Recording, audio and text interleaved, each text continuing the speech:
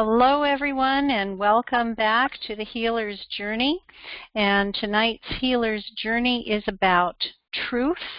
And of course, we all begin to wonder, okay, what does she mean by that? And how do we know if it's true or not? So many ways this webinar can go. But I wanted to share with you tonight just a little bit about my feelings about truth and share a little story as well. This is me. I'm Rosemary Levesque, and this is my dog Gracie, who assists me in pretty much everything. Now, some of the material in this webinar may ring a bell because we did talk about perceptions before in, about 10 webinars back. And so I'm going to ask today, what are your perceptions about money, about health, about happiness, about life, and about possibilities and opportunities? What are your perceptions about these things? And before we got on the webinar tonight, I was chatting with some of our guests about money, that I have a lot of money flowing out right now because I'm making plane reservations, I'll be teaching classes, I'm buying materials. There's so much going on with money right now in my life where a lot of it feels like it's going out. So if my perception was that, oh no, I'm going to be in debt, where do you think that would get me? So just hold that thought for a minute. And now I ask, is what you believe to be true really true? In other words, in that case of money situation, if all this money was flowing out for anybody, you have expenses, if all the money is flowing out, might you feel in truth that you're going to end up with no money? Could that be your reality? Could that be true? Well, if you believe it to be true, it could be. Now, our perception says that what we see is true. For example, what our available funds are, or in regards to health, what the diagnosis might be, or the symptoms that you're looking at, or perhaps it's a situation that you're looking at, and what you know about this situation, what you see about the situation, you may feel is absolutely true, because our perception says that what we see is true. And that truth can be scary, right? Available funds. Wow, not enough. Oh my gosh, that could be scary. What about the diagnosis? Ooh, grim. That could be scary too. And the situation. Wow, this situation that I've been observing could be going from bad to worse, because if you get caught up in that truth, it can be actually scary. Now, our perception also says that what we hear is true. What we hear about beauty, what we hear about worthiness and about value can be true. Think of what parents tell their children, for example. And what we hear can be scary. In regards to beauty, you're, now fill in the blank, old, fat, thin, ugly, plain, etc. And that can be scary to some people. Worthiness, how about try to be better? You know, just to make people feel that they're not worthy. We sometimes hear these things about ourselves. Oh, you have to be better. You have to try harder. What about our value, our own personal value? How we feel about our strength and our value in the family or the value in society. But if we hear, oh, you're not important, what does that do to our value? Do we accept that? In other words, do we accept it as truth? That can be scary if we do that. Our perception says that what we learn is true. We go to school to learn a lot, right? And we learn so many things from authority figures, whether they're our parents, teachers, later on it might be our boss or the government, etc. And so these authority figures teach us things that we accept as true. Now we're going through their filters and their beliefs. The authority can mean we give up our power and our ability to make decisions and choose if we are relying on authority, because what we learn can also be scary. How do you feel about giving up your power? How do you feel about your ability to make decisions and choose? And the filters of what other people know can be imposed on us. You know, what does your teacher believe and know? What does your boss believe and know? And are they imposing that on you? Because they have a filter too. Beliefs can be so strong, whether they're true or not, and can influence every aspect of our lives. We run our lives on belief, on what we believe to be true. Now, how do these perceptions influence you? Well, they provide boundaries and limitations. They might provide expectations. Would you have an expectation of how things should be if you were encountered with a situation with which you were familiar, you accepted as truth?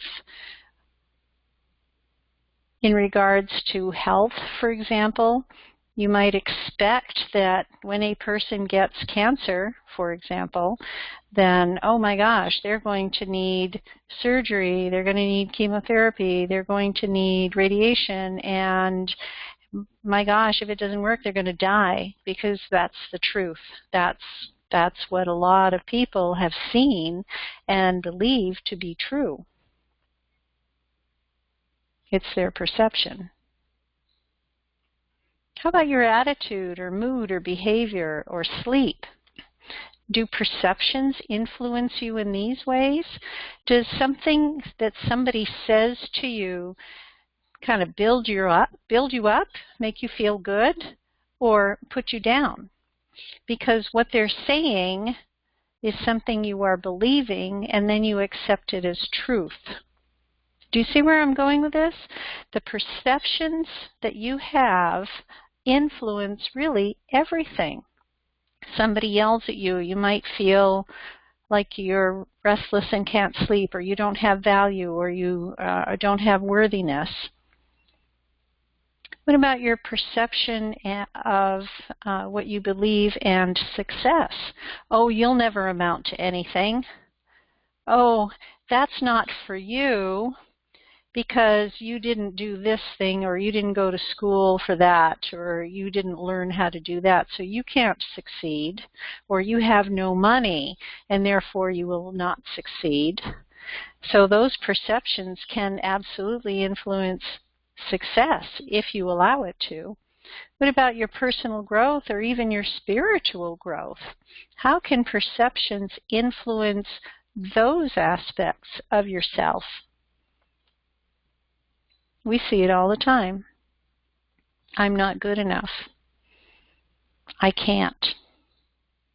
These are limitations. And we talked about that in another webinar about limitations. Spirituality and healing. Is what you believe to be true really true?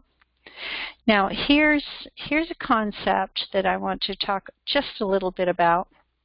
There's an intellectual knowing. There is something that in your brain you say, yes, I know that. I remember my mother telling me when I was a kid, Rosemary, you can have anything you want.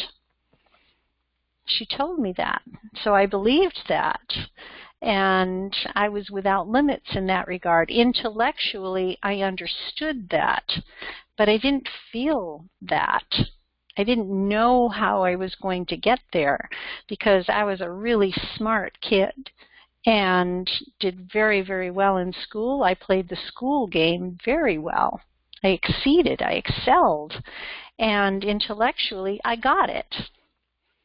But there was something about this gut feeling or this knowing that I didn't get. I didn't understand really inside. I didn't really believe that I could have everything I wanted. More on that another time. Resonance and dissonance. And this is something I promised last time I would talk more about, resonance and dissonance. Resonance is the vibrating at the same frequency, and dissonance is vibrating at different frequencies. So, for example, we know in music that if you have a tuning fork that you tap and it is vibrating, if there is another tuning fork nearby that would vibrate at the same frequency, it will begin to vibrate on its own without even tapping it. That is resonance. Things that are in resonance will vibrate at the same frequency. We see this happen. We hear it happen. We can believe it to be true. Energetically, it is also true. If you tap a tuning fork that is resonant with the body, it will begin to vibrate the cells and the fluids and the energy within the body. The body will resonate with the tuning fork and it will fill up with that vibration. Yeah, you'd be humming like a tuning fork. Dissonance, the vibrating at different frequencies, would be something that is not in sync, not in tune with each other. So if, for example, we use words to explain this concept, what if you have a phrase that says, I am successful, and yet you have a belief that says, I can never make enough money, I can never be successful. Do you see how they're dissonant? Yeah? And what about if you were healthy, very healthy, feeling great, having a healthy body, and yet somewhere in your body there are parasites, right? Are the parasites vibrating in harmony, in resonance with the healthy body, or are they in dissonance? Are they vibrating at a different frequency? And because they are different beings, they are not part of your wholeness, they're not your human self, they would be dissonant. I'll give you the answer right now. Parasites would be dissonant to your body. So in resonance, we can talk about our favorite things, favorites and preferences like foods, colors, clothes, music, and activities. These are things we resonate with. Just as an example, you might like all bright colors, and that resonates with you. So you wear them, you have them in your environment, your pillows are all bright colors. You have certain preferences for clothes or music. You might like classical music or Native American music, and you resonate with that. You feel good when you resonate with something, right? And activities that you enjoy. You would want to resonate strongly with these activities. In health, if you're resonating with health, you're promoting growth, repair, rejuvenation. You have a glow, you have strength, and your immune system is working. That is resonant with health. You're in harmony and alignment. Your spine physically aligned as well as your purpose in life, physically and energetically and emotionally and spiritually aligned. If you're resonating with happiness, then you are happy. You look for things that are happy. You read the funnies or you watch funny movies. If you are not resonating with happiness, I can pretty much guarantee you are not doing these things that make you happy. If you resonate with abundance, then you do things like I did, book tickets and hotels and, kind of get the money flowing if you're in abundance. Now, what about dissonance? Well, you would have dislikes. Things you dislike you can resonate with. Weaknesses, ill health, and sleeplessness. Those are dissonance, and many people experience these phases of dissonance. Discord and arguments, parasites and infections, noise, depression. And noise, by the way, can be some kinds of music, right? Lack. Now, we'll go back to that just a moment. For dissonance, if you are noticing dislikes, you might even think of people in some situations who are maybe always grumpy or always argumentative or frequently so, or frequently fall ill, maybe pick fights, are critical, perhaps get sick more often than most people. They tend to be loud or obnoxious, or maybe they're depressed. They focus on lack. These people are dissonant with wholeness. They are dissonant with everything. Like my mother said, you can have everything you want. She was speaking from spirit. God wants us to have everything that we want. Spirit wants us to be bountiful, plentiful. Spirit wants us to be in wholeness. But if we are dissonant with that, then we're experiencing dislikes, weaknesses, ill health, discord, arguments, and so forth. So with resonance and dissonance, I ask you this: to what frequencies do you align your beliefs, actions, and choices?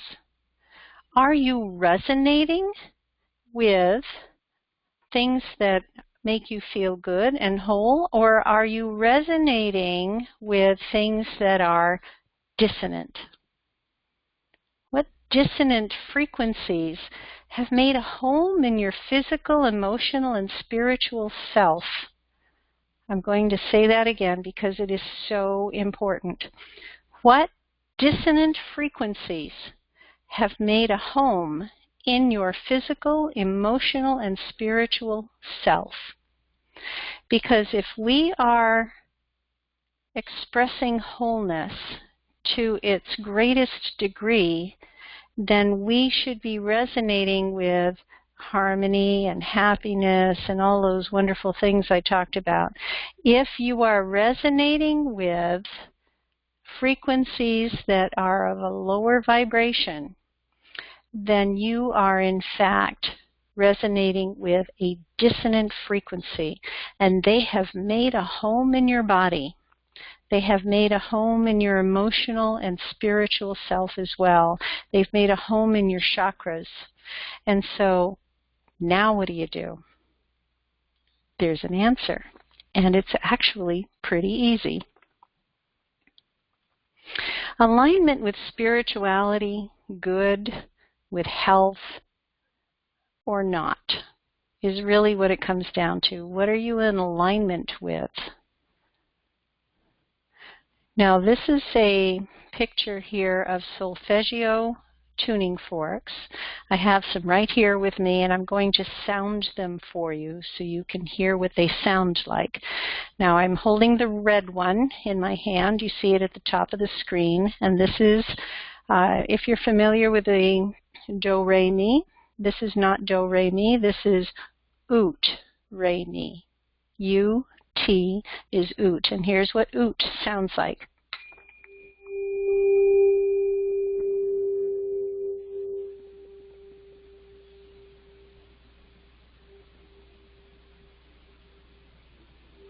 I'll do that one more time. Here's oot.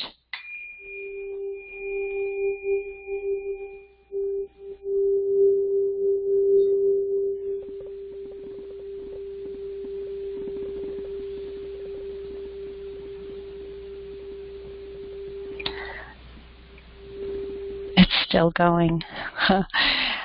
Oot is colored red, and this particular frequency will resonate with the root chakra, which is why it is colored red. You won't find tuning forks like this anywhere else except from this particular company. It is 396 hertz. Now I'm going to tap the next one up, which is Ray. It is colored orange.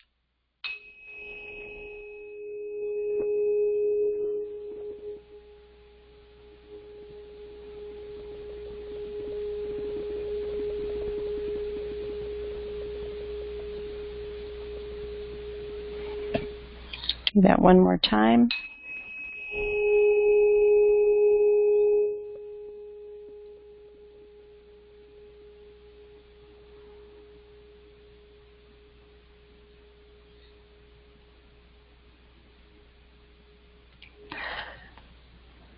And it's still going.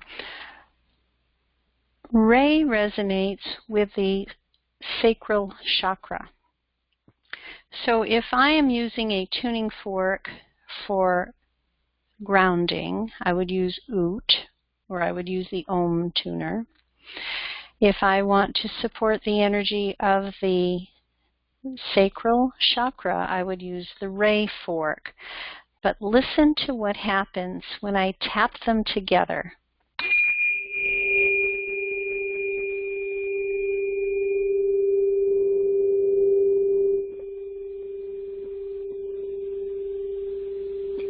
One more time.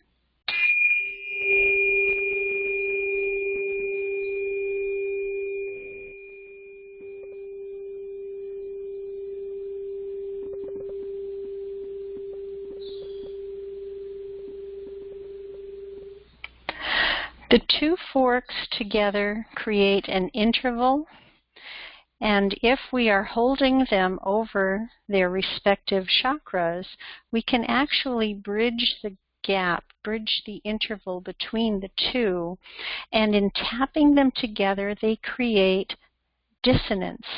Now, why do we want to create dissonance in a body that has dissonance? What happens, and I sent an article last week about that, I mentioned it last week or 2 weeks ago as well. What happens when the opera singer hits the high note? The glass breaks, right? We've had that happen here in our house. When Michelle was a child and she's running through the house screaming, the glass break alarm went off.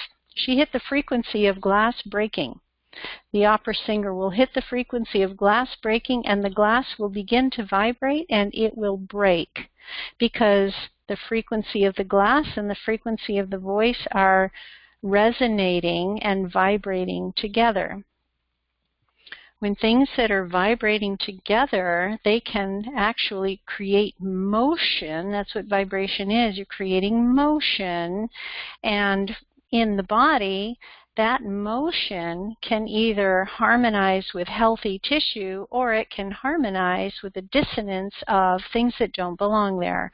Dis-ease, parasites, bacteria and viruses and so forth that aren't part of the human frequency can be triggered to vibrate. And just like the glass that breaks, you can have that kind of disruption in the things that don't belong there. Are you following me? So creating dissonance with the intervals of these tuning forks can be amazing in transforming a person's health. I thought this was a valuable tool for everybody who is on the healer's journey to understand just a little bit more about dissonance and resonance.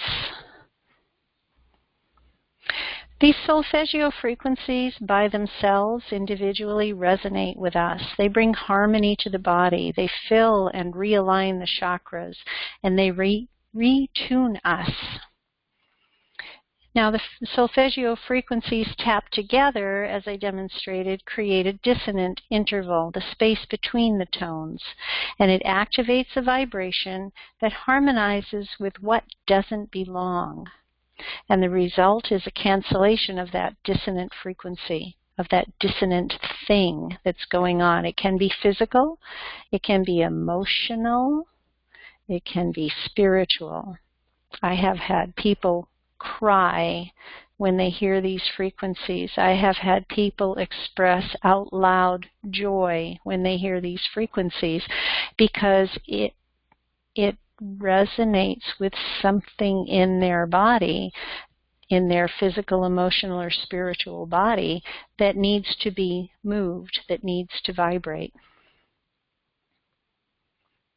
We call it a chakra tune-up. It's the energy vitality technique. It can balance, it can create harmony, you can be filled with beautiful vibration. It can stimulate your cells to do what they normally want to do, which is heal and be better and be their best that they can be. And there can be shifts, subtle and profound, usually within a very short time, usually within hours or days, and sometimes with some of the tuning forks I have, the shifts can be more noticeable after weeks or even months when you use them often enough. The physical reality we perceive, though it can be measured, appears solid and has substance, etc., may be less real or true than we think. So what is true? And what is truth? And is the truth scary? Or are you just vibrating, resonating with what you think is true?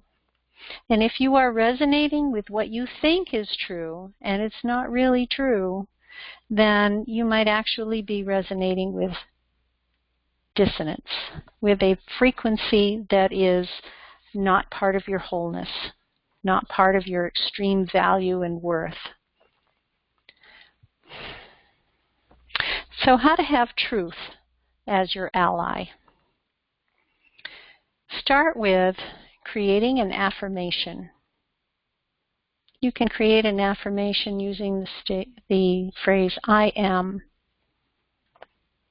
Ask to let go of energies and patterns that no longer serve you. Invite divine energies of 100% pure love and light to support you. Feel, rather than intellectualize, truth.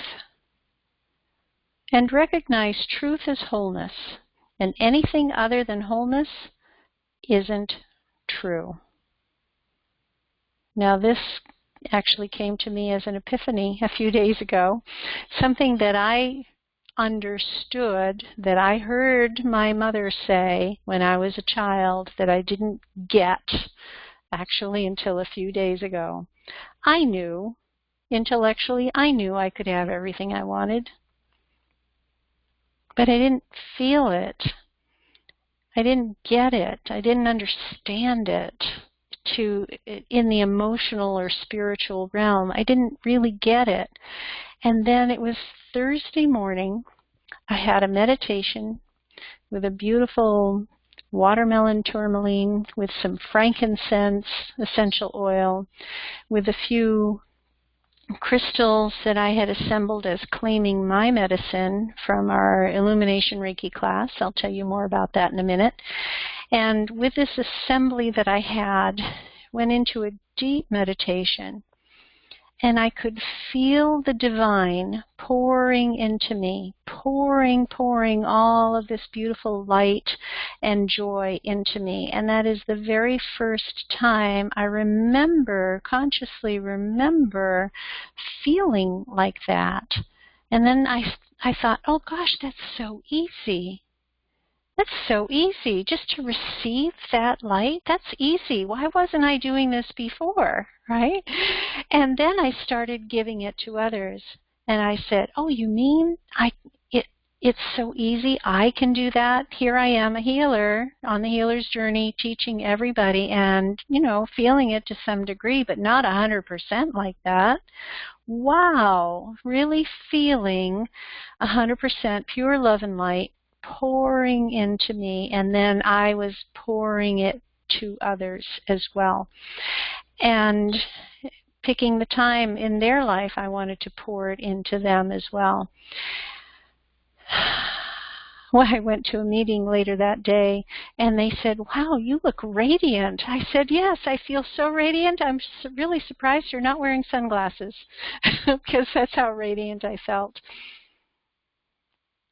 So I wanted you to experience this too. I wanted to give you an opportunity to get a chakra tune-up, to experience the energy vitality technique. It takes about a half an hour. And I am also inviting you to receive an intuitive reading, an extra 15-minute intuitive reading at no extra charge. With healing, You can experience the energy vitality technique by itself, or you can experience it like I have been offering it over the last year or so, year and a half, with integration with Reiki and raindrop essential oils and all those wonderful things together, or the energy vitality technique all by itself. I'm running a little special on that right now. You can find out on my website. Training for this is a new offering for me. I've been using these techniques, I've been working with them, and now I am certified to teach, and I will be teaching a Phase 1